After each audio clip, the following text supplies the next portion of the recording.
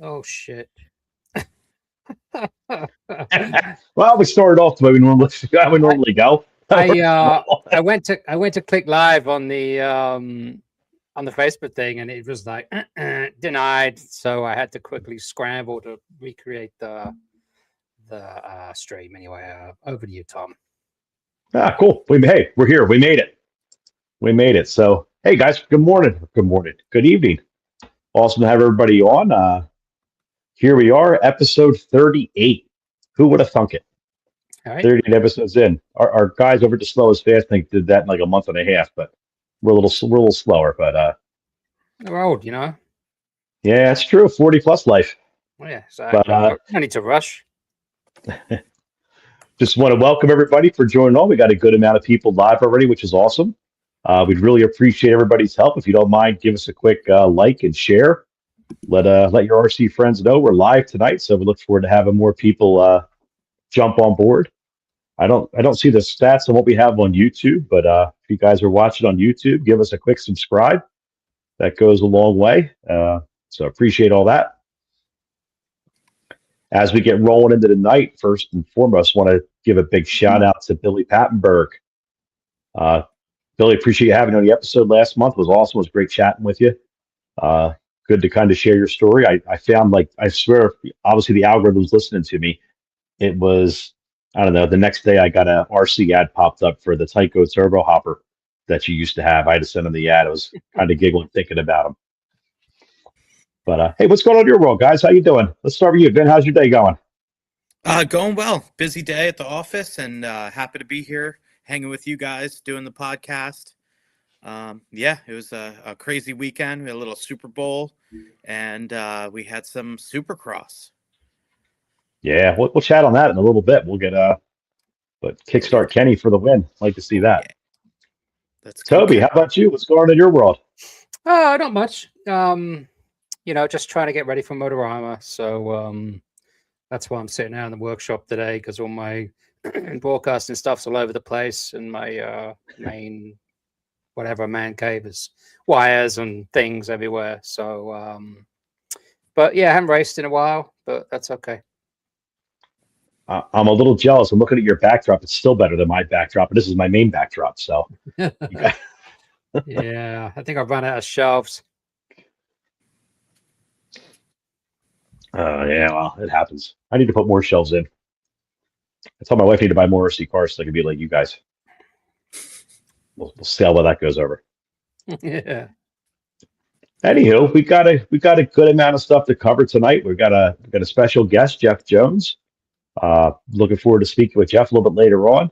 Just going to kind of talk to about his history in the RC hobby. He's been doing it for a long time, so looking forward to hearing his story and chatting with him a good bit.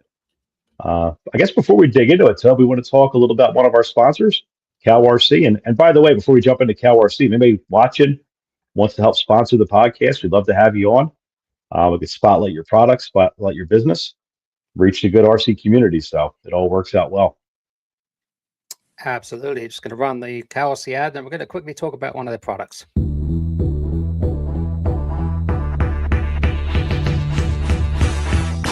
Cow RC is your one-stop shop for all things RC maintenance, carrying everything you need to keep your vehicles looking good and performing at their best. From MooClean part and chassis wash that's gentle on your RC's components, to jet air blasters that eliminate the need to carry those large and noisy air compressors, Cow RC has you covered. Even down to our convenient hide wipes that keep hands and other surfaces clean. Moose-Lick silicone, oil, and grease sprays, along with Utter Butter grease, and a variety of work mats are all staples of Cow RC's wide range of products. Be sure to use the following discount code to save on your next purchase.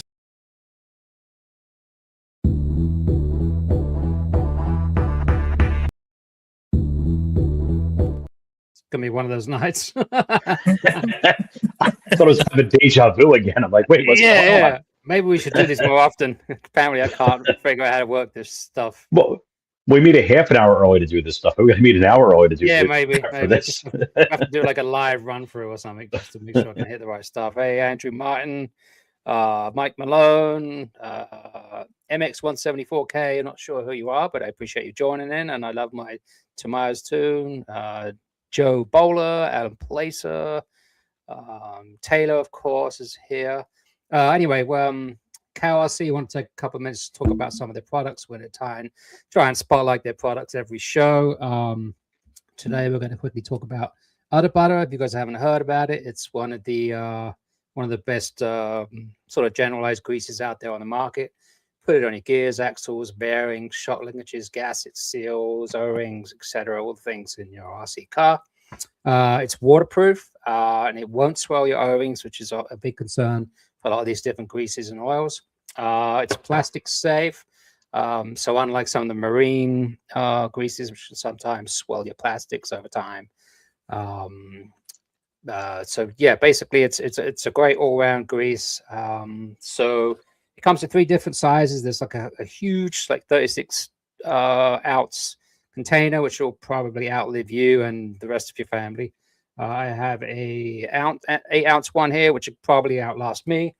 And then one thing that's probably super convenient is this syringe. This is an older generation, but it's a great thing having a toolbox. You can just squeeze it out, whizzle it out of the track.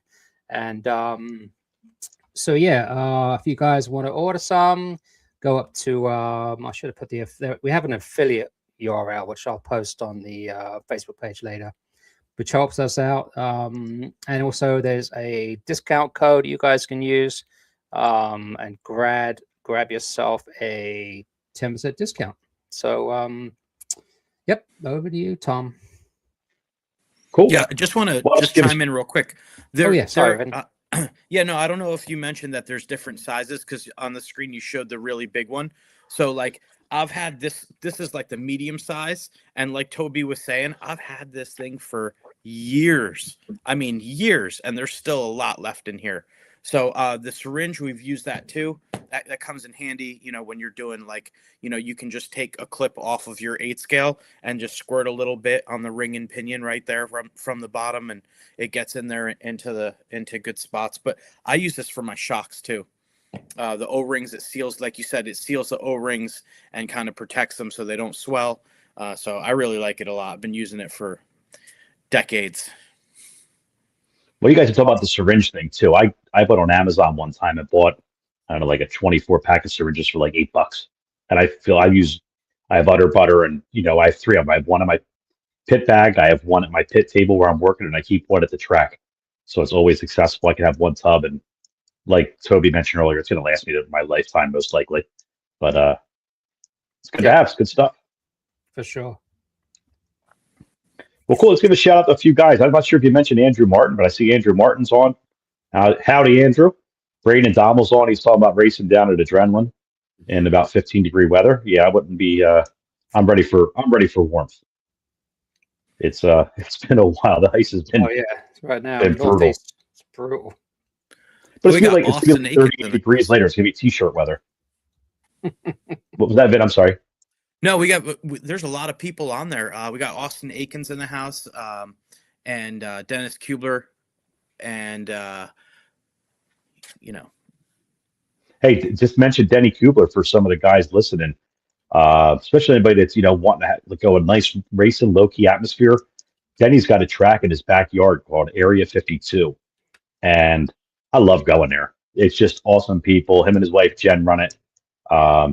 Just so much fun, and honestly, grassroots RC racing. So anybody listening, you're looking to get into the hobby, thinking about it, want a good place to dip your toe in the water on the racing scene, you're not going to find a much better place than hanging out with the Kublers over at their place. They're in Tabernacle. So encourage everybody to give them a shot. See David Longacre's on board, and see David, Eric Polanco, D Brew in the house. Yeah. We're not doing any raffles later, because I know Dennis can end up winning if we have a raffle. Let's see. We got Mark Logan. Mark Logan, good to see. Austin, we already mentioned. Double A, as he's called. Ray Murray, another long-time racer, man. Everybody's coming out of the woodwork. It's awesome to see. So cool. Let's see. So true, Eric. You know so it. True. Oh, it's so hot. Ugh. Gonna be missing this weather. I know. Be White in the house. What's up, dude? I don't know if I'm going to miss this weather. I might like it to be cooler, but I'm not going to miss this weather. But listen, if this is the penance we all have to pay to have dry weekends, I'll play the pennants. Fair enough. How's that? Sounds good. Cool. Well, I know we got some of this stuff we want to touch on, but Vin, I know last week we had a quick touch on Supercross. So it's good to see Kickstart Kenny win this weekend. Oh my God, how cool is that, right? So cool. So cool. Always a long time Ken Roczen fan, and it was great to see. I mean, listen, I didn't like that, Eli, went down, but I mean, it just proves that he is human and he can make a mistake. And Is that when the Russian got cut in Rocky? What's that? It's like remember in the movie, was it Rocky 4 or 3 when the Russian gets cut? Yep. He's not a machine. He is a man. Yep, exactly. Yeah, but it was cool to see, and we have a points lead change. Well, right, kind of cool, right, to see Hunter Lawrence now leading the way with only what he hasn't won a race in a bunch of seconds, so I guess it kind of proves the point, right? Consistency is key. That's it. Motocross or RC or pretty much any sport, right? That's consistency is key, and he's keeping it up there, and he's looking. You would think Jet would be here dominating, and we're still seeing really good battles, and these guys are putting their best foot forward, and it's making for a really great season. Is there a race next weekend? I didn't look at the schedule yet. I hope so. I'll look at it later. It's an immaterial. I don't want to get too far off topic here. It is an RC podcast, and then we can start geeking out on Supercross pretty easy. We can finish off by just reminding people to get their Philly tickets, because Rutherford isn't running, but Philly is. So, I know Aiden's going to be going. So if any of you guys are friends with Aiden, give him a shout. Maybe get some tickets with him. Maybe you guys can get a box. I don't know. Supercross is always fun to go spectate. 50s. Ooh, let's go. I tell you what, if it gets above 45 degrees, the first thing I'm going to do is go outside and wash my cars. I can't stand the salt all over everything. It's freaking me out. No doubt. No doubt.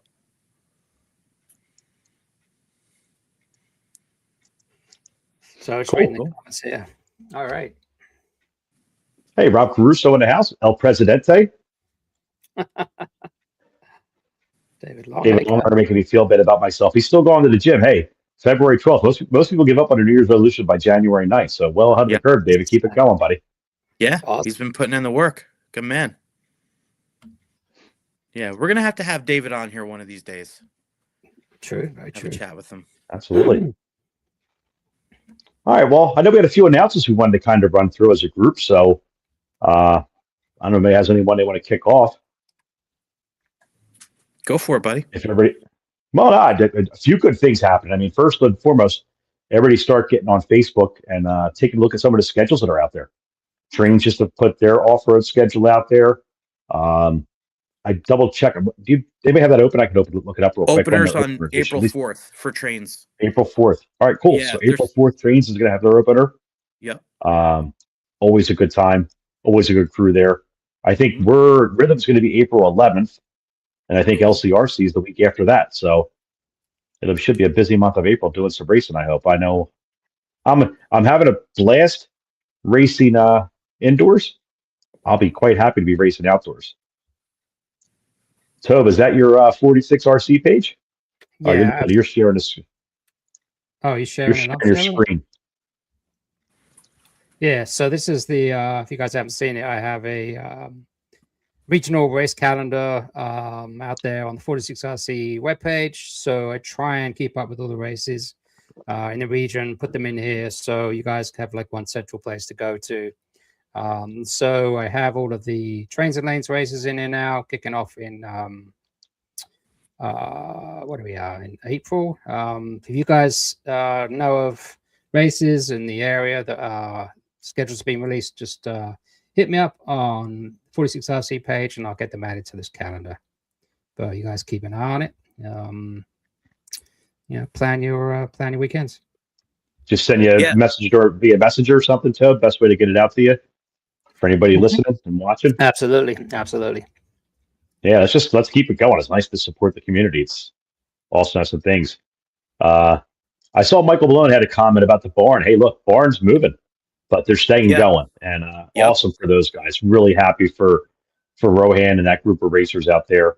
I didn't Google map like how far it is from the existing place, but I know it's in that same general area that the old place was. So happy to see them continue down the path of racing. That's a very long standing track. Yeah, it is. Yeah, it's good to see. I'm glad. We'll try and does anyone know when their opener is? If anyone just can put it in the comments, that'd be great. So we can share. I don't think they're open until Big Apple Challenge. If I remember right when I looked at it. Okay. Oh, Jersey RC Promotions, East Coast Regional, Yeah. March 13th through 15th. Okay, cool. Thanks, Frank. Appreciate it. Try and get that on the calendar. Frank, what kind of racing is it? I see PM, but I'm sorry, I don't know the acronym. Is that 28 scale? I don't think so. But... PN, I think is a Mini Z thing. Oh yeah, It might be. Yeah, it could be, right? Yeah, Which is like blowing up, man. It's awesome. I'm hearing really good things about the RC28, the new AE car that's out. Yep. And yeah, people are getting into it. The newer version, I think, actually comes with a body now and tires. It's pretty cool. So body and wheels. Yep. As I can blow my own trumpet a little bit. Unless the plans change, I'm going to be getting out to Vegas for the SRA 28 Grand Prix out there, which is coming up on May 2nd through May 3rd. So that's going to be a big 28 scale race. It's going to be a 3-part race series. The other dates haven't been announced yet, but it's pretty exciting. Very. Yeah, it was always fun. We did a lot of that stuff when the boys were little, and all the scale cars and everything was just really cool. So now it's it's a lot of small. Yeah, it feels like RC's in a good spot lately, doesn't it? I mean, I'm seeing, and I'm happy. I love seeing all the different types because you know what, we all cross pollinate, and I think it's really good to race different genres of RC racing. I think this makes you better in every one. Right. So really cool to see. Very. Yeah. Absolutely. Yep. Hey, speaking of RC and kind of hitting I wouldn't call it necessarily the mainstream. Did you guys see the music video that was shot over at Rhythm Outdoor? Very cool. Today. It was pretty cool. I was a pro driver for a day. Yeah, look at you on there. That was I made $50 and spent $5,000. It worked out phenomenal. That was one of the weirdest things I've ever seen. Oh man, it was really cool. It was a cool experience. Oh, totally cool, but totally weird. Yeah. Well, listen. The weird part was when I got the phone call. I'm like, all right, it's probably Vin Crank calling me or something. But that's yeah, no doubt. The vintage thing has been huge too, Frank. But yeah, the RC28, I've been getting a lot of good feedback, and that's awesome to hear. That's awesome. Thank you. Yeah, I got sucked into the whole Masami car the other day. I went to Park Lane, and I was out in Enzo's back office, and he had this stack of vintage cars, and at the top of it was the Masami kit. I'm like, God damn it! Like, if you got a spare one? He's like, no, I haven't. I'm like, right out onto the track, found one online and ordered it for no good reason. I just saw it and I'm like, I wanted it. That's RC, you know what I mean? It's just like completely ridiculous. So that's back there. Gotta waste it on something. Awesome. Yeah. Yeah. Sorry, go ahead. No, I was just saying, it was just you got to do those things, right? It's what we spend our money on. That's right. Get Tom's autograph now. He's a big Ron. Yeah, Ron, that's awesome, man. I'm not sure, Paulie. I will ask. But Vinny is the owner over there, and you want to go talk to John and Parts downstairs. But yeah, Hanover Power Sports has been really, really good to us.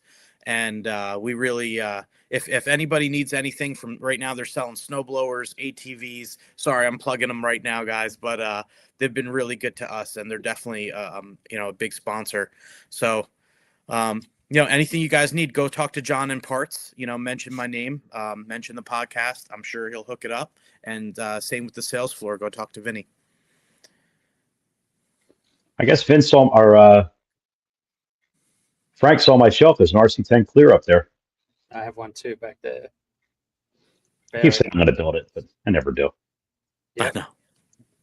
This cold weather, I've been building everything I had sitting around. I'm like, I'm just going to keep building stuff. For sure. What else we got? Vic Vic's in the house. So if you guys ever met Vic Alberio, I know you had a chance to meet him, Toby, at the race. Yep. Vic's one of our local racers. He was like, he's the movie star from the music video. They saw him and they couldn't get enough of him. Cool. Yeah, we got to get your Okay, so- autograph before you blow up. Stop it. Blowing up the wrong way though. On the belly. So when's Motorama? We're getting pretty close to Motorama. Was it 2 more weeks? So it used to always be on Valentine's Day. I remember going to dinner with one of the guys I traveled there with, Rich Chambers, and it was kind of awkward. The guys like looking at us on Valentine's Day eating at the restaurant together.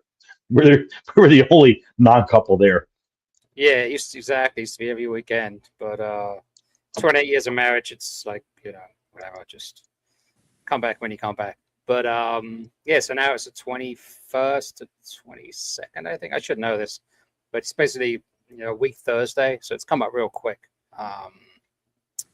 But hopefully it's a little warmer. You just never can tell with Motorama. It could be pissing rain, it could be snowing, it could be snowing and pissing rain, it could be, So it's been 51 years. It's been in the minus whatever. So, but it's going to be pretty exciting. Similar format as usual. The group of pro drivers, I don't have names yet. I know 3 of them, but Scott has been super busy traveling, so I haven't managed to reconnect with him. So, but should be a good time. He was just over in Europe. I was watching a race. I forgot what race it was. But I remember hearing his voice. I'm like, oh, he's there now. He was doing ETS, EOS, and then ETS. So that just wrapped up, and then he wasn't at MKGP. He was, I can't remember. Somebody told me. Yep, he's all over the place as usual. Cool. I see Got Dustin Tully Kendrick Sanders in the house. Oh, Sorry, we're both in the house. that's on the same wavelength. Yeah, I haven't seen Tully in a minute, man. We, if you guys want to check out TNT Raceway, what town is that up there? Tully, what town are you in, buddy? But I haven't been up there in a minute. I got to get up by you, Tully. You've got Alex Technique, the big DJ from the Northeast. Oh, yeah. Ollie. Pat Fissler, too. I haven't seen Pat in a while. Yeah, Pat. Dennis Sorty in the house. What's up, Dennis? Brian Boyce, Jersey RC. Great. Very cool. Everybody's teasing Vic about his eyebrows. We're all just jealous of you, Vic. Don't worry. It's only out of admiration that we tease you. Middletown, New York, Mike Malone said, by the way. Cool. All right. Awesome. Barnstormers. Want to touch on Barnstormers real quick? Yeah, Sure. Please. I mean, I don't have a lot of information, but I'm sure some of you guys saw the announcement from Rohan. They're relocating that track to, I don't have it on hand. Remember the name of the town? I'll tell you in a second. You keep talking. Yeah, so there was some, the land, I believe, where the barn has been located has been sold. It's been kind of the cards, I think, for a couple of years. So they're relocating the track, I think, about half an hour, 45 minutes north, still on the edge of New York, I believe. But he is going to, there you go, Woodbourne, New York. Thanks, Mike. Opening up in July. The first race will be the Big Apple Challenge. So, guys, look out for that. I think the second weekend of July, which is his usual spot for that race. So, hopefully that will pan out into something really good and something to look excited for. It's on the calendar already, I believe. Yeah, I got to give Dustin real quick shout out. First Aid Hobbies. Yeah, they're doing good down in Delaware. Added some on-road stuff on Sundays too, which is good to see. So Dustin doing everything he can to keep that program flowing. It's good to have. Brian Boyce, Jersey RC. Like I said, we're at a good spot right now, right? A lot of tracks, a lot of racing going on, new people getting in the hobby. It's all good stuff. Enzo in the house. What's up, Enzo Albertoni? Oh, Enzo. Yeah, there you go. What's up, buddy? Rod Schumann in the house. What's up, Rod? Shawan Hunter. Aloha. Don't tell me you're in Hawaii, Rod. Jawan's out there. Jawan's been in this hobby for a long time. I saw Jawan just won last week at was it Brian's place I saw him at? Or was it I saw a podium picture. He was on the podium. He won. I think he's been down to Park Lane quite Yeah, a bit. that was the first State Hobbies. I've seen him down Because there. he was teasing Dustin about Dustin didn't tell him about how he was wearing his hat. But like Jawan's still pretty young. He can get away with, the cool kid style. I can't wear flat brim. I'm a rounder brim type of guy at my age. Yeah, I had to put a hat on because my sun was the light was shining off my forehead sitting down here. I'm just trying to keep my chin up so I don't have too many chins. Yep, same here. I have to shave, otherwise it shows too much. Well, look, I love interacting with the audience, but anything else you guys want to cover? I think we should bring our guest in at some point. Oh yeah. By the way, I'm sorry, we'll touch base real quick on shout out to Colton Finari winning the Triple Crown. Absolutely. Awesome job, Colton, local racer. Benny Comerian and Mad Maddie both did really well at SIC. Yeah. So good to see Both our Absolutely. Northeast RC racers representing. Exactly. We've had all three on the podcast last couple of years. If you guys want to go and learn a bit more about those races, have a dig through our YouTube videos.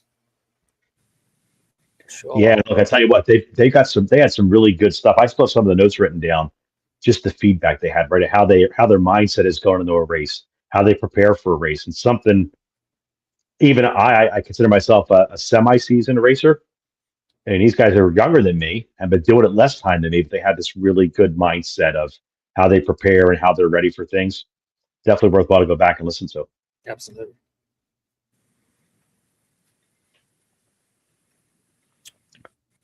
Cool. Yeah. Anything else on your guys' agenda before we bring in our guest?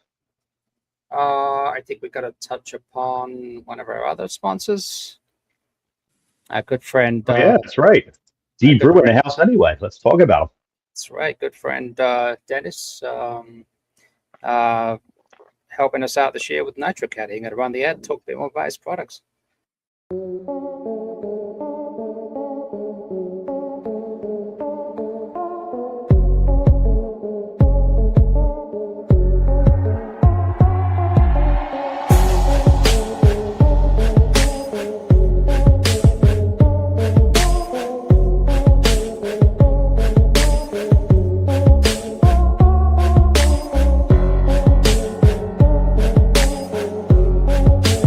It's a starter box adapter plate. I got tired of the pins moving on me with the boxes. And what this plate does is it affixes the four corners of your chassis to the starter box.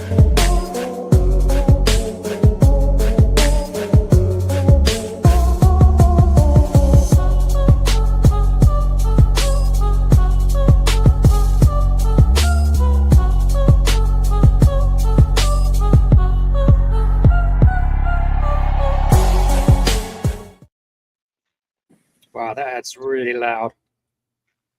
Just blew my ear out.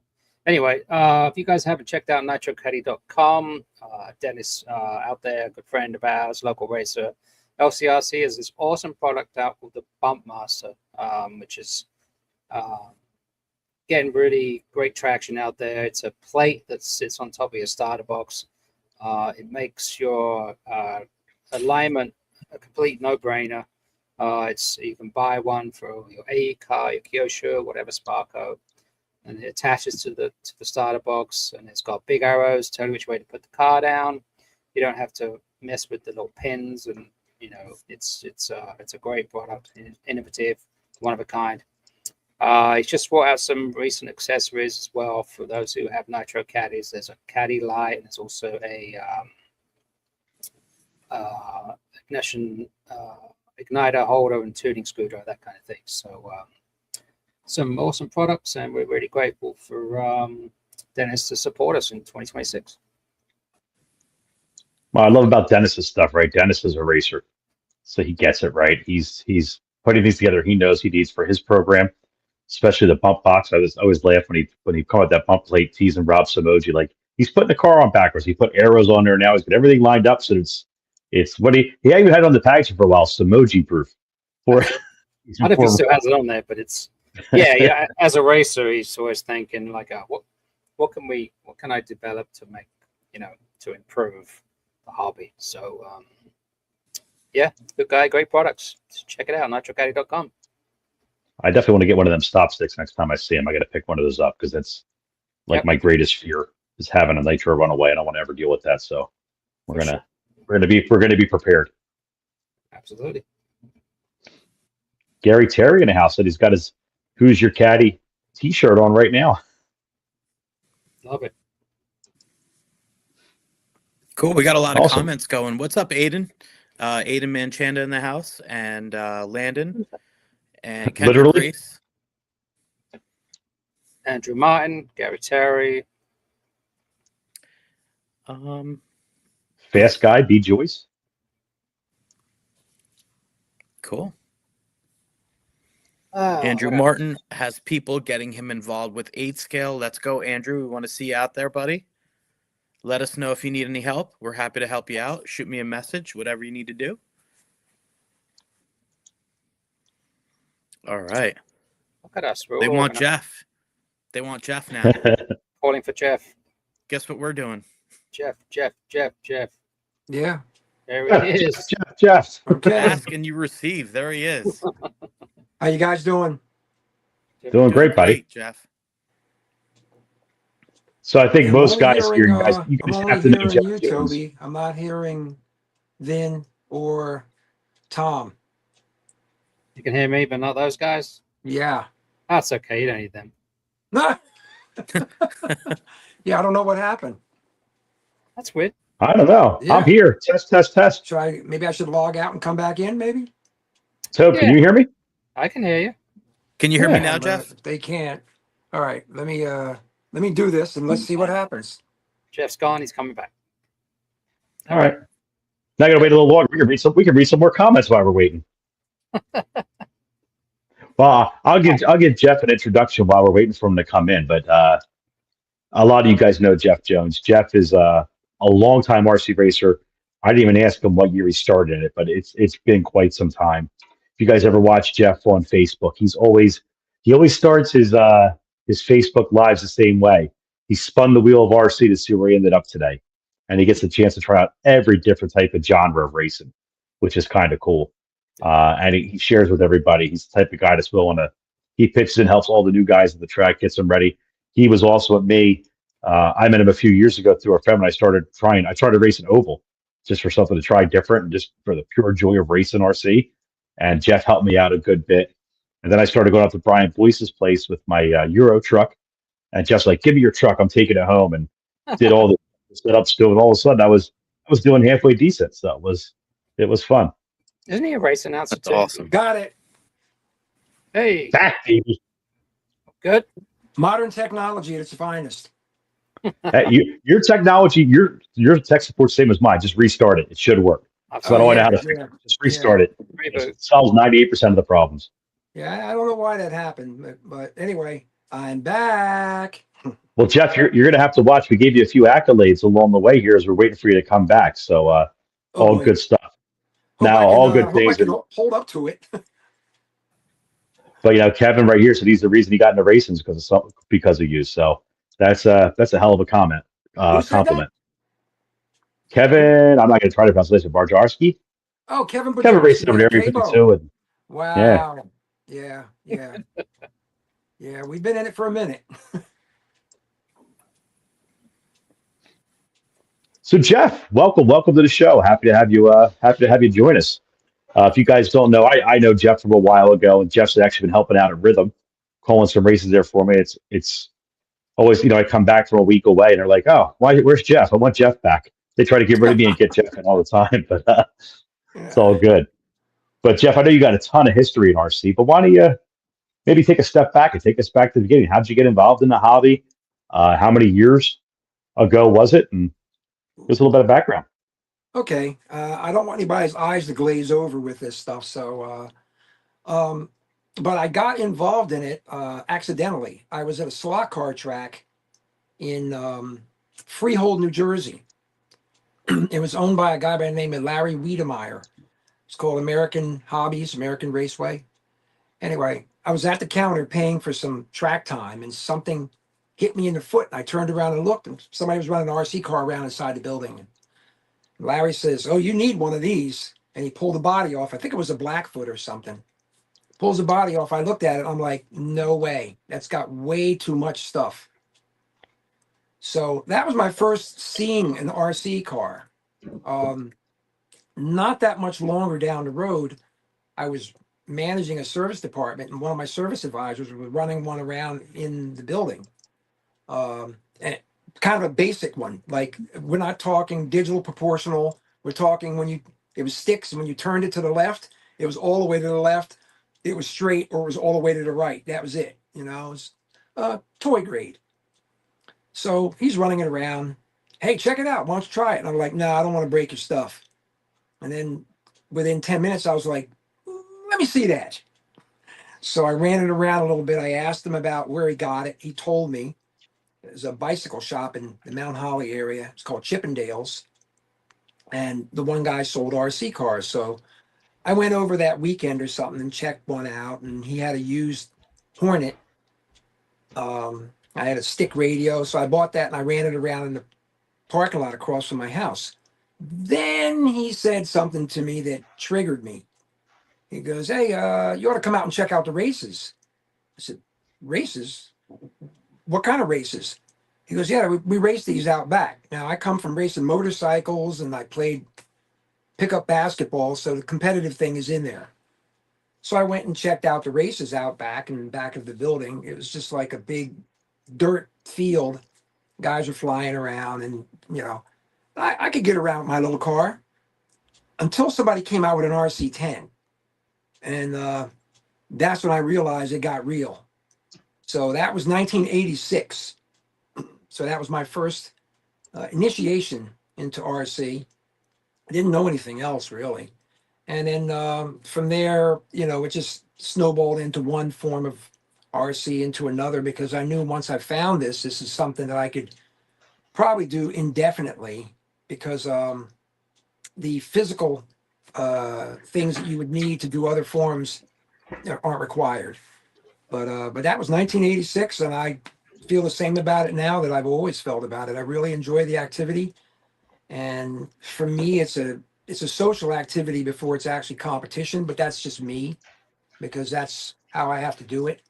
But I enjoy it. I enjoy turning people onto it and giving them opportunities to see what we do and enjoy.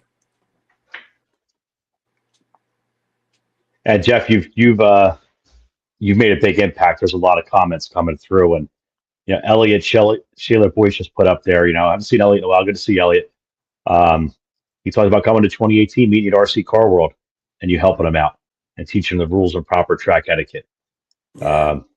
Jeff and I talk a lot of times offline about other stuff, and I tell him he's created quite a legacy within this hobby. I call him the godfather of RC. Well, I appreciate any compliments. But the thing that seems to keep coming out is none of this stuff has anything to do with my finishing performances, which is perfect, because I can get around the track, but I'm much more comfortable in a role where I can promote the activity. And doing things like this are really high on my list, because as we all know, there's people that come into this stuff. They may stay, they may leave for various reasons. But we always have to try to recruit fresh people in and show them the positive aspects of what we do. Because everybody wants to have fun. And that's the big thing. "Oh, I'm having fun." Yeah, but if you don't do well on the track, are you still having fun? Because that's very critical, and the lines get very blurred when it comes to competition. And I'm sure you guys have seen more than your share of things that go not in a positive direction. So it's really important that we redirect people back to the positive aspects of this activity. And the people that manufacture these products, they don't manufacture them to make people miserable. They want them to enjoy themselves. So it's important that we keep a certain level of competition and fun. And that's what you do, Tom. And that's one of the reasons that you and I get along the way we do, because we have a very similar mindset when it comes to this. Appreciate it. So Jeff, you've tried a lot of different types of racing. You've been exposed to a lot of ones. I was telling them as you were rebooting, I love your tagline, spinning the wheel of RC when you do your Facebook lives and kind of show where you're at for the day. But you've seen a ton of different types of genres. Uh, I know your favorite. We talked about it, but why don't you share with the group your favorite and maybe some other ones you didn't think you would like, and you actually said, "Wow, this is a lot more fun than I anticipated." Well, my favorite one started about 19, I'd say 87. Keep in mind, back then we were running round cell batteries. They were actual nickel cadmium. They were before nickel metal hydride. So they were 1200 milliamp batteries, which is a joke by today's standards. I think that's my And receiver pack on my nitro car. It's yeah, 2500 milliamps. yeah. So the cars, the 10 scale cars, which is what I was introduced to, we had 4-minute races. Well, then I found out this other form of racing ran 8 minutes. And I'm like, wait a minute, 8 minutes? So I'm paying the same amount, but I'm getting twice the track time? Yes. I said, what do I got to do? It's 12 scale. My favorite form of racing, 12 scale on foam tires. And I said, and even though the screen is really small here, I can see Toby's head going, yeah. Absolutely. It's the reason that I like it back then was because of the time frame. I got twice as much time for the same amount of money. And I'm not trying to sound cheap, but it's basically more of a bang for your buck thing. And the cars are very, very nimble. The handling is very crisp, and that's something that I really like. So I gravitated towards that form of racing. I've always liked it, and it just worked out for me that way. That form of racing is primarily indoors during the winter months. So, when summer comes, it dies down, and some places don't even run 12 scale all that much, but it hasn't changed my desire to run it. So, but I've done a lot of, I started out with 10 scale buggies, like I said, and Kyosho cars. I had Kyosho Optimas and Ultimas, and I don't know how many RC10s I had. And then, let's see, RC10T, the original, had one of them, had the 10T2. Then I got into touring cars, ran nitro touring cars. I probably owned 4 or 5 different brands of touring cars. Recently, I got a Mini Z type car. So, I'm willing to give any of it a shot if I can get behind the wheel. I may not be very proficient, but I really enjoy it. It just puts a smile on my face just running the cars,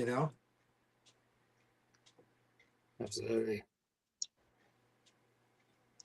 Anything you ran into throughout the years, you say, "Wow, I didn't think this would be as cool as I thought it was," but it's a lot of. The Mini Z, they're very small. So, so the parts are extremely small, and it had my interest somewhat, but it didn't really trigger anything. And then Denny Keebler and another friend, Todd Topman, they got a place that was fairly local. It was like 6 miles away where we could go and run. And the startup expense was minimal. If you think $150 to totally be all in, that's unheard of in many classes. That's you spend more than that on a pipe and a header, So they decided to do that. So I got one. We ran a few times, but unfortunately we lost the lease on the building because it was being sold. So it's still sitting here, and so I haven't done that. But one of my other guys, John Swyka, who got involved in the heavier aspects of, and I won't call it Mini Z, I'll call it 128 scale racing. He kind of got the hook on me and kind of lured me in. So I got one of those cars. I'm hoping to get to Enzo's track at some point in time and run it some because his track is a larger track. Brian Boyce also runs mini Z size cars, but it's kind of weird. Like I don't race every week, and the spinning the wheel of RC is what I do. I might race twice a month, and it might be a given day, and I'll look and see what's racing that day, and I'll go and grab that equipment, and that's what I go and I try to do. So it's not. I guess I've never driven a fifth scale car or a quarter scale car, but that racing is even more. Less people doing it. It's harder to find places to do that kind of stuff. So I couldn't even get behind the wheel to try one. But I've tried a few different types of classes. Over the close to 40 years I've been doing this. Wow. So, out of curiosity, have you saved any of these cars you've had, the ones you kind of had nostalgia? Because now we're kind of in a cool heyday right now. There's a ton of re-releases out there of the stuff that we wanted as kids, we couldn't afford, we can now get. And have you kept the old equipment? Yeah, well, they say some people are hoarders. I'm not a hoarder. I'm a pack rat. Like, what's the difference? I don't know. But yeah, I do have some of the older stuff that I kept. I've sold off vehicles over the years too. Some of the cars that I have like an old RC10 pan car that I used to race at Megatrack. HPI used to have series. I won several HPI championships, which that was pretty cool because you had to run exclusively the HPI product brand. And that was all Ray Murray's doing because he held HPI events. So I've still got an HPI nitro car. I still got a X-Ray nitro touring car. I fire it up every so often and buzz it up and down the street because I love to hear the thing shift to second gear because it's a pretty exhilarating sound when that thing shifts, and it's doing 60 mile an hour down the street. I have an old Losi Link car that I acquired through a deal. It's more of a collector's item than anything. Pretty cool looking car from that era. I have a Altima that I never got rid of. I do have a RC10T, the original RC10T. I never looked at the chassis to see if it's an A code. So, and then I have random other cars. Since I ran the dirt track at Hoagland's for 3 years, I got a couple mud bosses. One of my other friends who helped me out, Russ Williams, he sent me a sprint car to put together, a GFRP car. So that's something that I'll be doing in the spring because Hoagland's is only 25 minutes from me. High bite clay track. I get a lot of setup information from Chad Barney, who's a longtime RC racer and full-size racer, extremely accomplished. The guy's on point with setup. You guys have never run dirt oval. If you can get into this area, I'll give you a car and you can go out and run on that track, and it's phenomenal. It's just I've got a lot of different cars. I like my Euro truck. My Euro truck is hooked up. I ran it at First State last week. It's lights out. The truck is very good. I got one of the little Losi NASCAR things. I got that. I just love playing with the stuff. It's that simple, but I keep my expectations realistic. I think it's very critical because I think sometimes guys get lost in that, and that's a place you can easily go down when expectations get too high. Yeah, they actually ran those Losi cars as snowbirds this week. I was quite surprised to see. It's pretty cool. Yeah, it's a neat platform. It's a great gateway to get people in to on-road. Yes, exactly, and that's what's needed because everybody can't drop $1,500 on a startup situation, especially if you think about. And I just had this conversation today with one of the other guys. You think about somebody a father, driving by a place and the son sees this and goes, "Hey, can we go in?" And they start checking it out. They start crunching numbers and so forth. Well, before he's done crunching the numbers, he realizes that his other son's at the soccer meet, and whatever he's going to get for this one, he's got to make double. And that's where we totally get off the track of Yep. having things where it's affordable for people. So it's important to have that gateway. And it's really super important that we make sure that we are extremely accessible and approachable, regardless of the circumstances. Because if you're not approachable, especially if you're a high profile person, people are kind of reluctant to engage with you. And that's not good. So Tom is very high on that also. These are all things we discuss.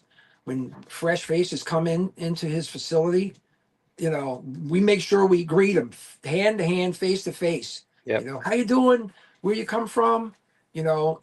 This stuff is just super critical because we're dealing with people, and everybody doesn't have the same mindset. They may not be in this for life, but if we can just get them to enjoy it for the time that they're in it, you never know how this is going to latch on to somebody. Yeah, I was just going to mention what Robert Stillman just mentioned. Park Lane Hobbits, if you guys haven't checked it out, they have a great low C race events, I think almost every week now. And I think it's just purely that class, right? And they get a great turnout, all different skill levels. So if you guys are listening and get your kids involved, or even you just want to get involved, just pick up one of those cars, low cost, and have some fun, Yeah. Bob Steelman, longtime racer also. My first encounter with him, ironically, 12 scale again. He came out running a CRC carpet knife. I didn't know what a carpet knife was until he sliced me up on the track and I couldn't catch him. Yeah, I mean, but he was on point, and he's another one of them guys. If you walked up to him, he's extremely approachable, but he's a very good driver. Uncle Mike in the house. Yep. Good to see you, Mike. Mike, I saw your comment about the Groms. I want to talk to you about that later. Well, I'll touch base with you after this, but that's one of the big challenges I feel, and Jeff, you feel it as well. And I'm sure Vin and Toby, you guys were right. Somebody comes and says, "Man, this does look awesome." You start telling about the price, and you turn around and look away for a second. You turn back, and they're gone. Yeah. It does get expensive, but it's nice to find something that's reasonable for them. Yeah. Well, I mean, you think about it. For us, like when somebody asks me about whatever I have, this is a collection over years. This isn't. These things didn't one day I didn't have anything, and the next day I've got, some expensive radio and all the other accoutrements that go along with it. And all four, we're all together on this because we've been doing this for a minute. So, but when new people come in, they, one of the things they're going to do is crunch numbers. It's realistic because one of my things is if you want to play, you got to pay. So there's an expense to all of this stuff, but it's all according to how far you want to go and where you're starting up, because if you compare some of this to some form of full-size racing, this is peanuts, but to someone else, it may be rather expensive. So you just got to find that happy medium. And like you said, Toby, you got to have a gateway thing here, for, to get things going. Yep. And back when I first started racing, we didn't even have ready to run 8-scale buggies and things. That stuff wasn't even out there. Now the stuff's at least out there so people can at least get started with something that's reasonable, Yep. For sure. I'm laughing at Eric's comment. Eric, I feel you. My problem is I've got like 6 or 7 years notice and I still suck, but Yeah. Well, as we know, the repetition is key. Nothing can beat wheel time, because nothing can replace it. Getting that, that sense of what the car is doing under you, so to speak. And obviously, if the car is out to lunch, then it makes it more difficult to drive. But once that car is pretty good and things are locked in, all of a sudden it's like it feels like it almost drives itself.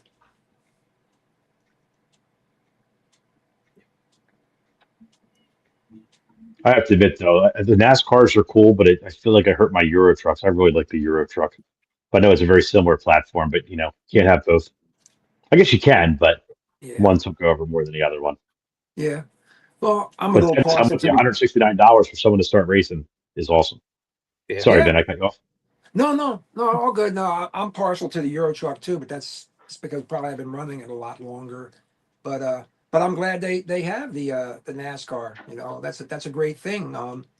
Even on the dirt oval scene, Losi has a sprint car that's a ready to run, and that's gotten people that wanted to do sprint car. It gave them a place because the sprint cars are a full blown sprint car, like a custom works car or GFRP car. Those things are pricey too because it's no different than any other chassis. We would we would jump in and have to get this servo and that motor and these tires, and when all that stuff happens, then the prices just keep climbing. Scooby, love your comment there, buddy. There's a name. Okay. Yeah, He's so I'm now trying to read this fast. They're coming in. This is one of our top viewerships tonight, Jeff, and I'm sure 98% of it goes to you. well, I communicated So with a few people, I'll say. But Scooby's been doing it way longer than me. Like some of these guys, as long as I've been doing it. Scooby, Frank Paulin, the Cranmers. The Cranmers were doing it long before I was doing this stuff. So you start looking at some of the history of some of these. I mean, these are the guys you really need to get on here because they know way more than I'll ever know. But yeah, they've seen things really change from when they started. But yeah, but Scooby's been around this, and he's pretty much done everything out there too. And certainly, as soon as you say his name, it speaks for itself. The excellence of his performances are legendary in this area. absolutely. So Vin, tell me a little bit about yourself because I don't know a lot about you, and I don't want to leave you out to dry here because I'm doing all the talking. No, you're good, buddy. I'm on here every episode, so it's all good. We'd rather hear about you. Yeah, I have. I raced myself a lot when I was a kid. I really loved it, and I always went between motocross and that. I ended up teaching road racing. After college, I Oh, sold motorcycles, and then I was I was big at New Jersey Motorsports Park. I actually wrote the curriculum over there and got people going on the track, doing track days and whatnot. And in fact, I have a couple of my students, one of which we'll eventually have on this show. His name is Ricky O'Hare. And a lot of his buddies are on right now. Actually, I see him in here. And yeah, we just got him on a NASCAR out to Jersey.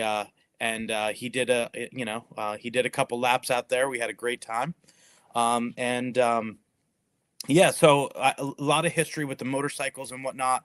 My kid, I have two boys, and they both, grew up racing RC cars. We started with Mini Z's, and then we got sponsored by Team Associated. But before that, we had, HPIs, we had Hot Bodies, we had X-Ray, we had, Kyosho, you name it. We tried all of it, and the boys got pretty good. We have a track here at the house that everybody's welcome to. I got a lot of teammates that come over and use the track at the house, and it's like one of those things that's free.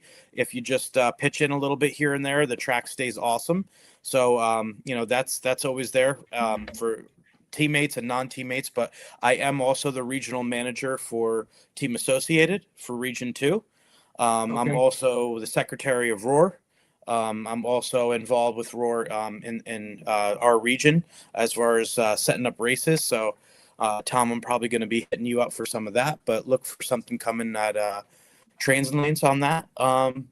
Yeah, so, yeah, been to a lot of big races. My son Aiden won at Wicked Weekend. He's got trophies all over the place, and I couldn't be more proud of both of them. Dylan also does a little bit of motocross, hence our sponsorship with Hanover Power Sports. So he's going to be doing a couple of races this year. But yeah, a little bit of history. You asked, man. I'm sorry for Wow, going on. that's and great. Yeah, but that's great because I didn't know, and I the motorcycle connection. I mean, I was a flat tracker, but on. Nice. that was that was like I stopped doing that in about 1977. So that's before you Wow. guys were born. Yeah, So No, I was 76. born 70. yeah, Wow. so Right but on.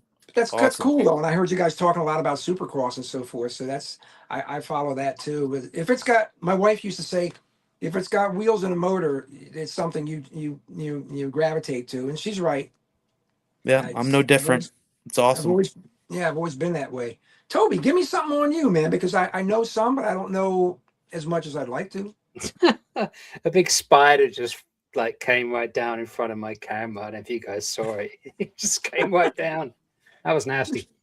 Yeah, give me some on you now. Yeah, I mean, I raced a little bit as a kid, when I was like 13, something like that. I got in Tamiya cars. My cousin had one. He had a Wild Willie, the original one. Wild Willie, yeah. Yeah, I have one on my shelf actually, an original that I bought on eBay, and it's like one of my favorite, one of my favorite cars. And I think I had a Hornet or something, and I raced that like one time with my mom in a car park in outside my school, probably when I was like 13, 14. And then I had a hot shot, sold it, and then got back in the hobby in 2009, I think. Okay. After moving over here, came over here in 97 when I was 27, and now I'm a lot older. So I guess I've been doing it since then till now. Like you, 12 Skull is my favorite. Indoor racing. I don't do a ton of indoor racing, but since I got involved with Park Lane again, I've done that a couple of times and just love getting back on the carpet again. But Yeah. pretty much these days, just nitro buggy. That's what I do. That's my, I guess, my RC passion. Okay. Yeah. So then obviously the whole broadcasting thing's really taken off. Last few years, it's keeping me busy and really enjoying that and growing that side of the house. So yeah, that's what's going on with me. Well, you've definitely taken the broadcasting to the next level for sure, because you're well known in the area for what you do, and I'm sure everybody appreciates it. Notice how I turn this to everything on you guys now. Yeah, Always yeah, what you do. It's always about everybody else, buddy. That's how you always are. That's one of the reasons you're adored.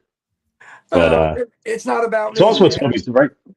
We're all trying to build on the same things, right? I mean, you got Toby Yeah. doing 46 RC, getting everybody kind of opened up to a larger audience, right? You never know who's going to catch on and see it. Vin is one of the most approachable guys you'll ever meet at the track. Always willing to spend time with people, help them out, in their own way. I try to keep the track running, to attract new racers. And Jeff, you do everything you do, so it's all good. Yeah. Great, Well, great minds thinking alike. yeah, and I think it's once again, the old expressions, it takes a village. I mean, one person may be at the head of the table, but everybody's got to pull together. It's no different than on a race day. You know how it is for us. I make sure the guys understand that I can't do this by myself.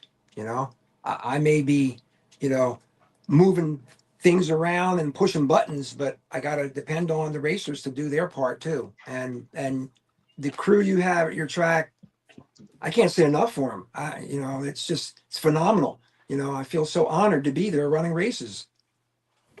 I think that's what's important is for people to, like, for me, when I got into the hobby again in like 2009, I went up to Dirt Runners. You remember Dirt Runners up in Dirt runners, yes, I went up there. Yes. Yeah, still stronger actually than they have been in a long time. And I'd gone up there probably 2009 and raced with a Slash. I probably took my youngest son.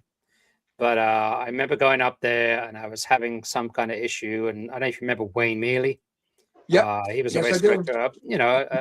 He was just like, give me what, he just came to me and gave me whatever I needed, like completely, I was just like, like blown away. And then I understood how people want to, they give back for the sake of, just, growing the hobby and making you feel involved. And that's I kind of took that on board from then, and try and understand it's more about kind of giving back in this hobby than rather just sort of taking. So Agreed. Yeah, that's what I said to numerous people when I was able to finally start running races. I felt like the RC thing had come full circle for me because up to that point, I was always a racer. And now that I have the ability to, run races, then it's like, hey, this is great because now I'm doing something for them.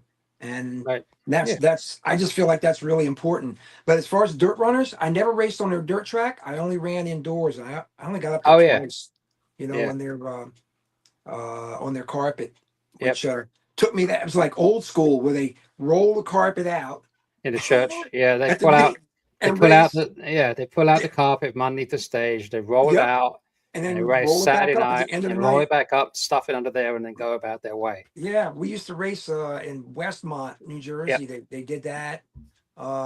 Several places that I raced at, that was how it was because they weren't permanent tracks. So you had Yeah. to roll the track out, tape it down and all this, and the thing was still puckered in the corners or something. Yeah.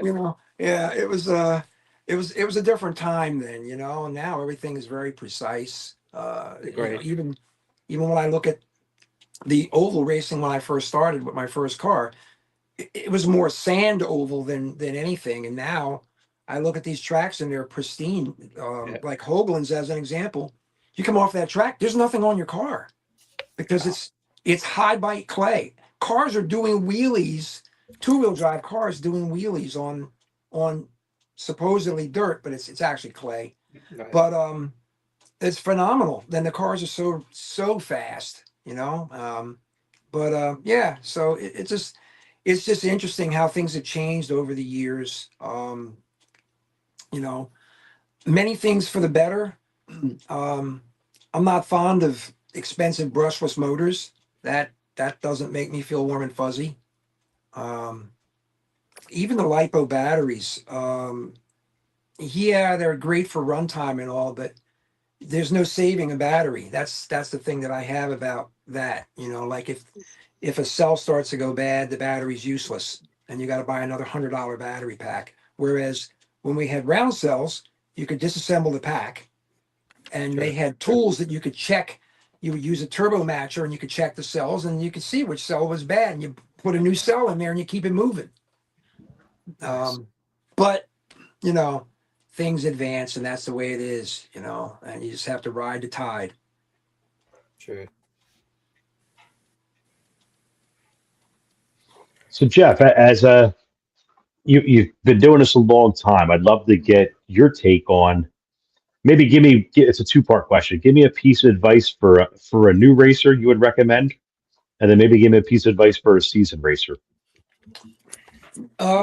New racer, I would make sure that they understand the importance of maintenance on whatever vehicle they get and get a basic understanding of how it works. When I was training people on operating RC cars, one of the things I used to do, if it looked like, they had nitro finger, that's what I call it, because they're just yakking on the throttle, I would take throttle out and I would try to get them to drive the car in a smooth fashion and smooth operations of the steering, or if they use sticks, whatever, and just keep everything modest as far as the startup expense. Seasoned veterans, paying attention to detail, and again, keeping the expectations realistic. And when I say that, as an example, let's say whatever racer goes out and he wins in the first race and he wins in the next weekend, he wins in the next weekend. Well, what do you think he's thinking is the proper thing that's going to happen that following weekend? If he doesn't win, he's going to get a little salty, maybe. And it's not really realistic because there's way too many things that go on during the period of time that you're on the track. The marshal can walk out in front of your car, the wheel can fall off. I mean, I could sit here and rattle off 50 things that you guys already know that can happen. So So whenever you're racing, you want to make sure you keep your expectations within reason. And the beautiful thing about live RC that I really hang on is consistency numbers. And Tom, you and I talk about this all the time. So my feeling on it is when you're racing at a place that has that, you have some control over your consistency. You do not have control over the finishing position. So you want to make sure you're driving in such a way that you keep the car moving at all times. Zero interaction with humans with your car, meaning nobody marshaling it. So if it means you got to slow down a little bit to avoid something, do so. Use your peripheral vision, which mine isn't what it used to be. But just making sure that things are realistic with the outcome of the events, because it is a competition. We all are, when we're out on the track, the objective is to finish in front of all your competitors, obviously. But that's not always going to happen. Even the best racer never finishes in first place all the time. So keeping the expectations realistic is very important, and it's something that I am heavy on that. And make sure that you remember that, you know, nobody has a gun to your head and forced you to hop in your car, drive all the way to wherever 2 hours away, unload it, put your pretty little item out there on the track for other guys to, have target practice at, because we call it radio control. Sometimes I call it radio uncontrol. Okay. Because that's what happens out there. I mean, we all see it, like you can see guys that have control to a degree, but sometimes things happen out there, and it's just part of the activity. And a lot of times guys that are racing, they'll do some pretty bold moves. They'll stick it in a hole where there's not really enough room.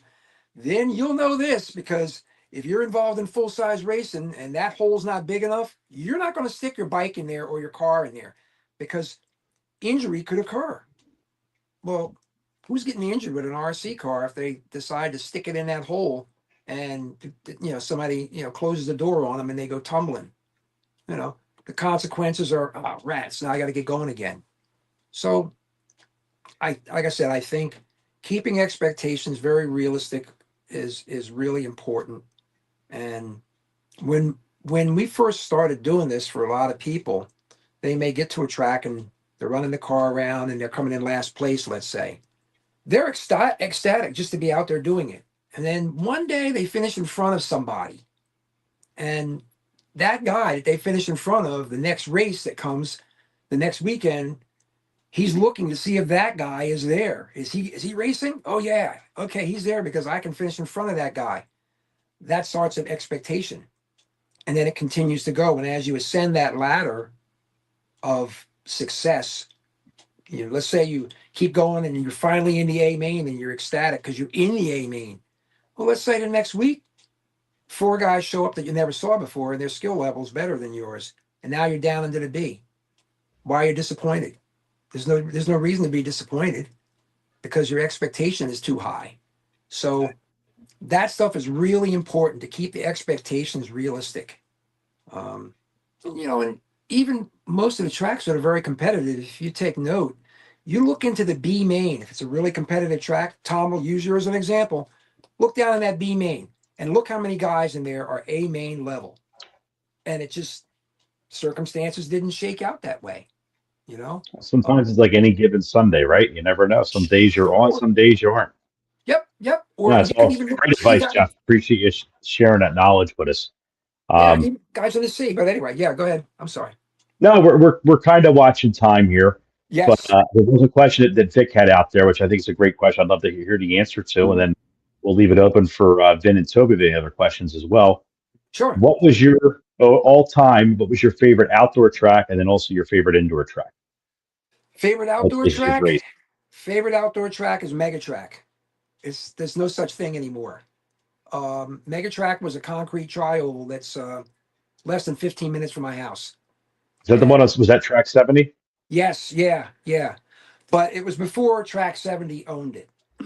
it was the original owners who were Ed and Tony Angioli. They owned a construction company. It was called Hallmark Construction, and they built it. And this is going to sound really weird because you guys probably never saw this, but there would be 100 guys out there running on a concrete oval.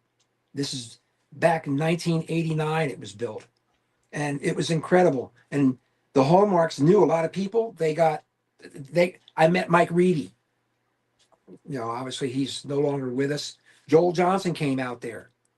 And you know, a lot of other high profile people from back in that era. My favorite indoor track, ooh, that's a tough one. Probably I'm going to say Atlantic Hobbies. That was the first place that I really ran indoor carpet. And that was about 1987 or 88. Cool. Vin, you have any other questions for Jeff? I think you might be on mute, buddy. I said I learned a lot, and you know, I can't believe how many people are chiming in and letting us know how awesome he is. It's really cool to have you on the show, Jeff. Thank you. It's weird because I don't see Jeff, any of them. I know you're doing this on your phone, so you have to go back and watch this. Okay. Yeah. Because you're getting a lot of you're getting some very justified love from the RC community. Wow. Stuff you've earned. Ton of So it. please go back and watch it and listen to it. But you've made a positive impact on a ton of people, and you're going to see the love that's well earned when you go back and watch this. And I hope for your sake, I know Bonnie knows best what a good man you are, Jeff's wife. I know she was watching in the other room. So Bonnie, thank you for sharing your husband with us. We love having him at the track. He's not just a good man, he's a great man. So it's our pleasure to have him anytime we can have him trackside. So I appreciate you sharing them all with us. And hopefully you're reading the comments as well and seeing the type of impact he's had on a lot of people. I really want people to enjoy the activity. It's very high on my priority list. My racing finishes they really aren't that important to me. I mean, I know it sounds corny, and when I get on the track, I'm not trying to come in last place. That's pretty easy. Just don't squeeze the trigger. But to me, sharing the gospel of RC is at the highest level for me. I really enjoy it. I'm very fortunate that I get to interact with people that are similar, like-minded, and I try to have a good relationship with people, not butting heads.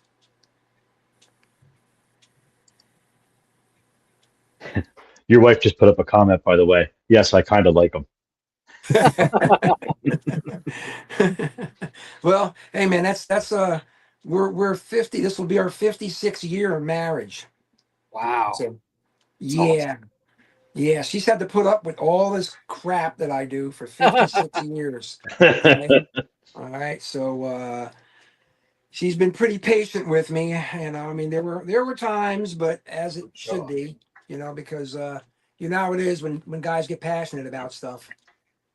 Hey, honey, you hear that? Only 26 more years to go of me doing this. That's great. That's great. Well, I appreciate you guys allowing me to say a bunch of stuff, but yeah, I'm definitely going to go and look at the comments. But all those people that have commented are people that they were deserving of my time, because I'm kind of guarded when it comes to that, because if I don't get respect, then there's no reason for me to interact with people, and I'm very high on that. So fortunately, the people treat me well, so I give them the same back. Awesome. Well, Jeff, I loved having you. I know I could speak on behalf of Toby and Vin. I wish we had 3 more hours to go through it. And this might be the episode people are willing to list for 3 more hours. But Toby's going to start yawning any minute now, so we have to keep in check. But no, loved having you on as a guest. And, anybody that's listening and watching, we're all going to see you trackside. One of the most approachable, nicest guys out there. And thanks for all you do to grow the hobby and the sport that we all love. All right. Thanks, Tom. Appreciate it. Toby, keep doing what you do. Thanks, And buddy. then I hope to run in, into you at some point in time. I'll try to do some kind of 8 scale stuff so that I can at least run into you. Because a majority of my stuff is on-road touring car stuff. So, I I'll know be that's back. not I'll be back down at Park Lane in April for the Mini Z Champs they have down there. okay. All right. All right. Well, I'm going to try Cool. to see if I can find a way to spin that wheel in a direction where I can see one of you two guys too. Sweet. Yeah, Well, I'll be down. we're gonna drag Vin down to Rhythm. We're gonna drag him down for a clinic one night. Oh, that would be You'll have phenomenal. a chance to stop You know, by. Ben White mentioned that earlier, and I didn't repeat it and all that, but I am so down to do that. I on Tuesdays I'm usually at Trains and Lanes. Like tomorrow, I'll be over there coaching a couple people. But it's overdue at Rhythm. And then Brian Boyce's track down Jersey Productions. I've been Sure. going there. I'm actually working on my 10 scale. I have a TC8 I'm building. So I'll be over there working on that. Kendrick Grace is getting me over to Park Lane, so I'll be over there, and then I can embarrass myself in front of Toby racing some touring car. So hopefully, I'll be seeing you sooner than later. It's a pleasure to meet you, sir. Yeah. I want to try to coordinate so that I can at least hook up with you at one point. Please. Kendrick's a big baller, man. He puts up numbers every time, and every time I see him, he's no joke out there. So He's he solid. He definitely- takes it seriously, and he's all about learning setup and helping other people around him. So he's just, Yeah, for sure. awesome. All right. Well, Yeah. guys, thanks a lot. I know you got to move on to the next subject at hand. And everybody out there, just enjoy the activity for what it is. And peace out. Thanks, Jeff. Awesome. Jeff, you're welcome to stick around. Vin's going to talk some setup with us. Oh, Uh, okay. I know he's got that coming. You're welcome to stick around if you'd like. I think before we get into Vin's setup section, I think we got another thing to play, Toby, for Cal RC. Absolutely. Just going to touch upon one of our sponsors again. This is Cal RC.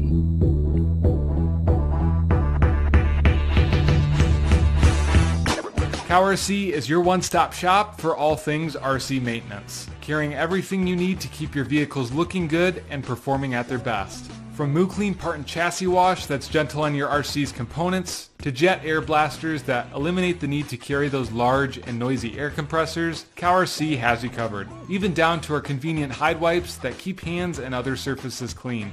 Moose-Lick silicone, oil, and grease sprays, along with Utter Butter grease, and a variety of work mats are all staples of Cow RC's wide range of products. Be sure to use the following discount code to save on your next purchase. All right. Thanks, Kelsey, for supporting us for 2026. Don't forget you've got that NERP NERRP discount code. Get you 10% off. I'll be posting an affiliate link tomorrow on that page as well. So it helps us out as well. Thank you. Awesome. Cool. Should we talk about Camber? Let's do it. Camber? All right, awesome. Yeah, let's talk about Camber.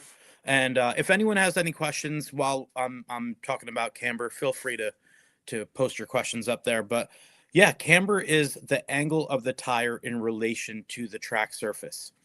So the way we measure this, there's a couple different ways. When it comes to on-road, you have a setup station and everything, and that's going to tell you your camber. But most of the time for off-road, we're just using like one of these JC camber gauges, and you can kind of see here negative and positive. So I just want to kind of note that I don't think I've ever set positive camber, but most of the time we're setting negative camber. So yeah, typically less negative camber is going to produce less side bite and more forward bite. That means that your tire is typically staying flatter to the track surface. More negative camber, that means more leaned in. We're going to have a little bit more side bite. It's going to give you more bite in the corners and maybe a little less forward bite than if the tire was flatter. All right. So when we're dialing in the rear of the car, if we're going for more camber, it's typically going to give you more mid-corner traction. So as the suspension compresses and you get into it, it ends up being on the outside tire. Usually it ends up being pretty flat and mid-corner and giving you the maximum amount of side bite that you can, basically translate that into corner speed. So maximizing your grip is always key in the corner, but you want to watch out because if you have too much grip in the rear, sometimes that can slow your rotation down. So you really want to test and get it so it feels just right for your driving style. Having a little bit more camber in the rear is also going to help on those bumpy tracks, because usually having that little extra angle is going to let it float over some bumps and feel a little less, a little more planted.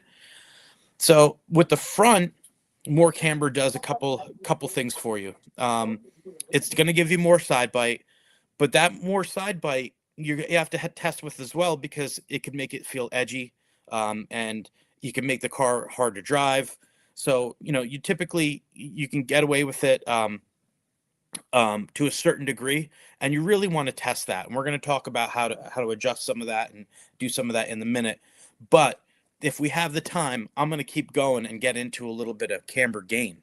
Okay, so camber gain is when we gain camber as the suspension is compressed. So basically, more camber gain is going to help more in the sweepers. You're typically going down on your shock tower on your camber link adjustment to gain that camber gain, and that kind of gives you a higher roll center. So it's a little bit stiffer of a roll geometry, which is going to kind of create a little bit more on power steering and a little less off power steering due to the roll center change.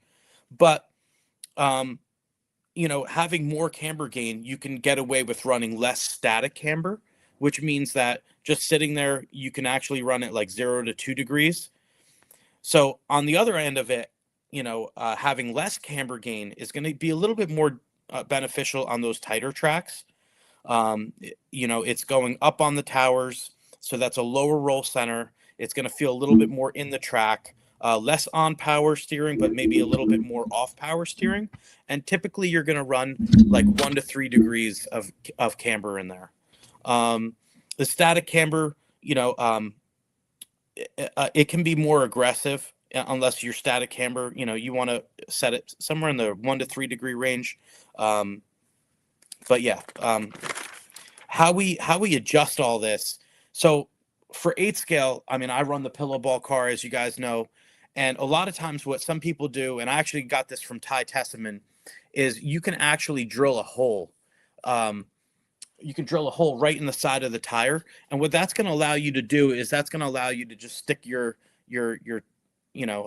hex right into the pillow ball and kind of back it out. And that's going to take away some camber, or you can back out the bottom, and that's going to allow you to add some camber. And like we talked about before, the best way to figure out, especially your front camber, is to go out there and do a little testing. So have you can pull in, your mechanic can just give it 2 turns, go back out, see how it feels. And then when you're done and you have it set the way you want, you want to pull it, you want to measure it and put some shims behind it so that it's secure and it's not just floating in there. And then you adjust the rear just like you adjust 10 scale, and as just by using a turnbuckle wrench and adding or decreasing negative camber. So one of the things that you can do, and I'll finish up with a little pro tip, especially in the summertime, we're racing, let's say 8 scale outdoors, and I'm sure this will work for on-road as well, but I will definitely be testing it at the on-road track this summer. Is you can actually measure the temperature of the inside of your tire and versus the outside of your tire. And whichever one has a higher temperature is usually where you're creating more wear. So this is an opportunity for you to kind of balance out your tire and give it exactly what the car needs. And you can just kind of see, like, does this make sense, and try it out. And if it works for you, then great. If not, you can always go back to where you started from and where you feel most comfortable. And I hope that helps. And don't forget to like, subscribe, share, whatever you can. And feel free to give me any tips for what you guys want to hear next. Hope you guys get something from that.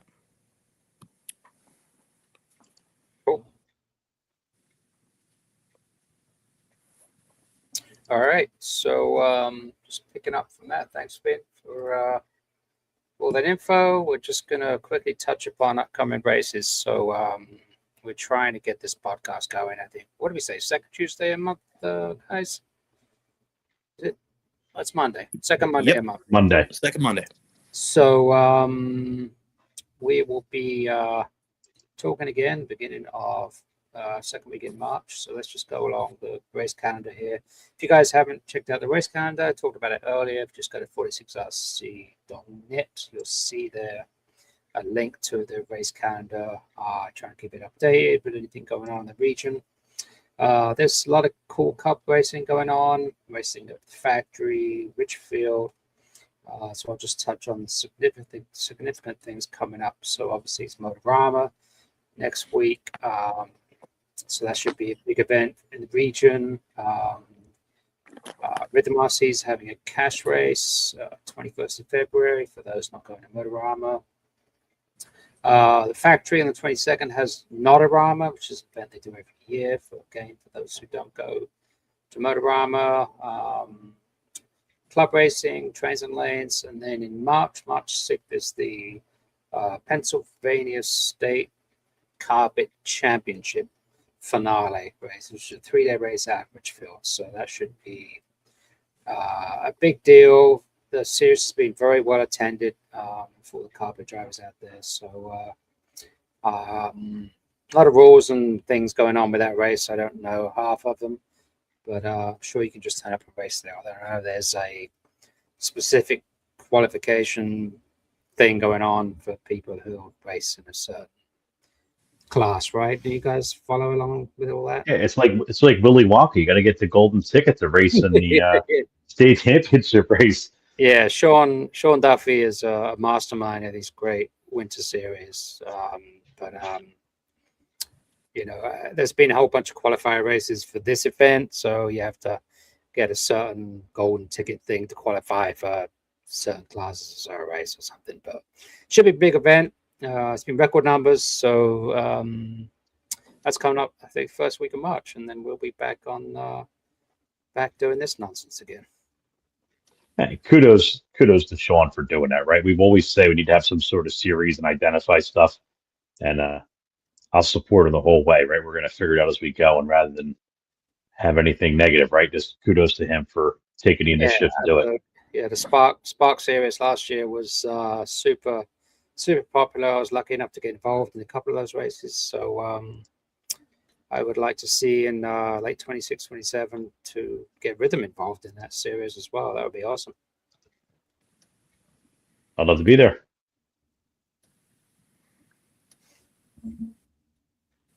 What I was going to touch upon David Longacre's comment he made earlier when we were talking about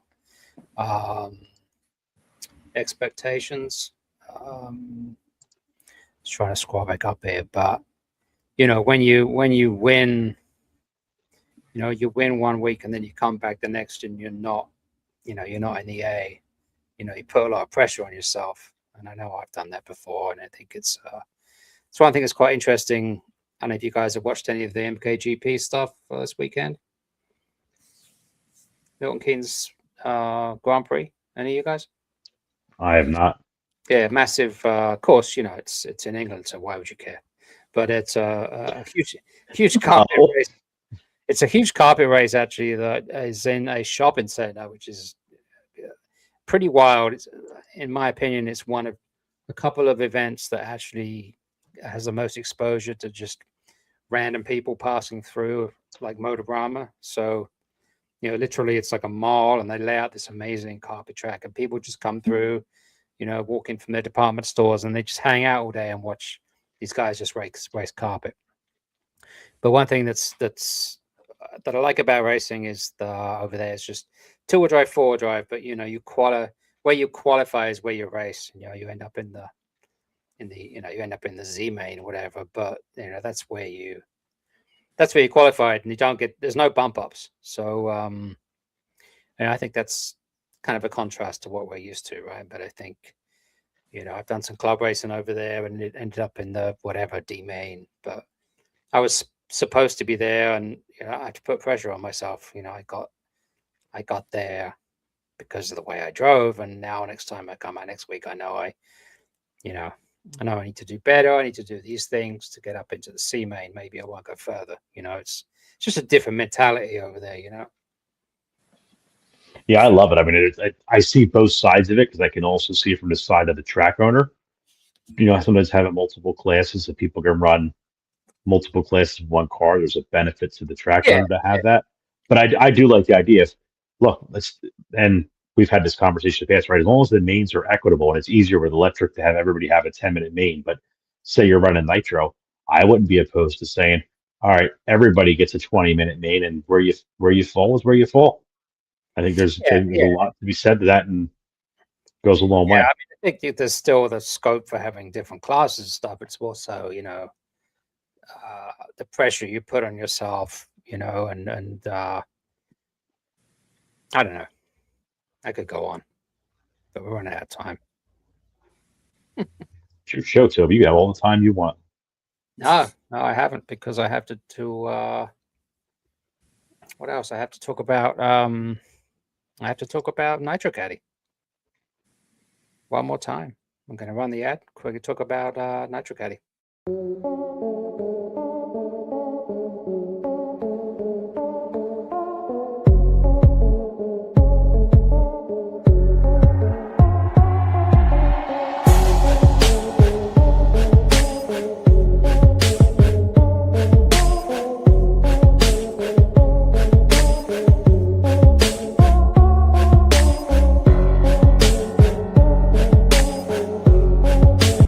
It's a starter box adapter plate.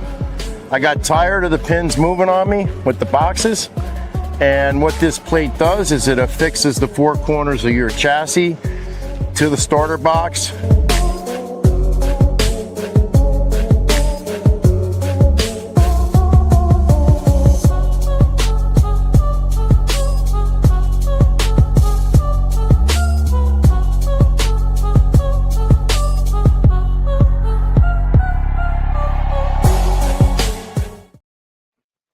So for those guys who drove MP10s last year, like myself, MP11 coming out over the kind of fall winter time, there'll be a new MP11 bump plate for them. Yeah, that's all I got. Cool. Then anything else on your side before we wrap this baby up? Put a bow on Royce it. Barrio with a little suggestion there for you, Tom. Oh boy, I gotta read back now. So last comment made. Chassis. Yeah, I mean, Royce, yeah, good point. So I'm just reading as you go, right? But I think, as Royce is basically saying in this comment, I'll share it on the screen here in case people don't see it, right? But the importance of having your car ready and prepared, especially on carpet, chassis protectors, bumpers, for all racers, we want to keep tracks nice. And look, we had some issues at Rhythm this past weekend. Just let's all do our part to take care of the tracks and cherish the tracks we have. We want to keep them going. Racers help each other out, but also look, racers, when you're there, you see somebody do come in, and this kind of touches on some of the other comments that were made earlier. If somebody who doesn't necessarily know, they don't know the etiquette of racing yet and what they need to look for on their car. And I think that's where the entire community has to come together and just help, right? Look at their car, give them some ideas, give them some suggestions, tell them things to look out for. All this stuff goes a long way. Absolutely. Couple more announcements. I don't know if you guys saw the LCRC post today. If you guys are planning out your racing season, they've just had signed but coming to a partnership with Benner RV Rentals. Now you can actually book an RV, and Benner will actually deliver it to the track for you. They got a great package for 3 nights at $400 if you own in your own camper. So that's that's pretty amazing. There's going to be limited spots, but you guys should check it out. Get hold of LCRC, plan out your racing experience this year. I think that's awesome. It's also another link they've been trying to pull together for all the different Airbnbs. So make your plans for racing this season. Yeah, I mean, there's nothing better than staying trackside, especially at LCRs. They do so much stuff at night, and you can hang out, and you wake up in the morning. Nothing better than waking up. You had a night, you had a few too many beers, and there's latecomer practice Saturday morning. Someone's revving a nitro car at 5:30 in the morning. What you wake up to. Good times. Absolutely. All right, so I think we'll wrap this up, right? Put a bow on it. Absolutely. So thank you guys. Thanks everybody for joining in. Friendly reminder to everybody, if you can, please like, share. That goes a long way for us. You'll be able to find us on Apple Podcasts probably in a few days. Hopefully, if there's anybody listening that's on their way to Motorama when this comes out that didn't get a chance to join us tonight, wish you the best of luck. Have a good time. Enjoy the entire event. I'll give you advice I don't take myself. Sometimes you get too busy. If you get wrapped up in your racing, you'll get to see all the other cool stuff that's going on there. Thanks to all our people that were watching it. We had a lot of people commenting and hanging out with us tonight, which was awesome. So thank you guys so much. Pleasure having everybody. Vin, awesome segment as always. Tobe doing all the things you got to do, making us look somewhat good. We'll take it. Yeah, just Cool. a quick shameless plug. 46RC. Those guys are going to be doing a big waffle leading up to Motorama. We should be launching that next week. So get a chance to win a couple of kits, some cool electronics from ProTech and Coyote, some cool customized magnetic boards from KLC. So guys, look out for that. It's going to be awesome. What kind of kits you got coming, Toby?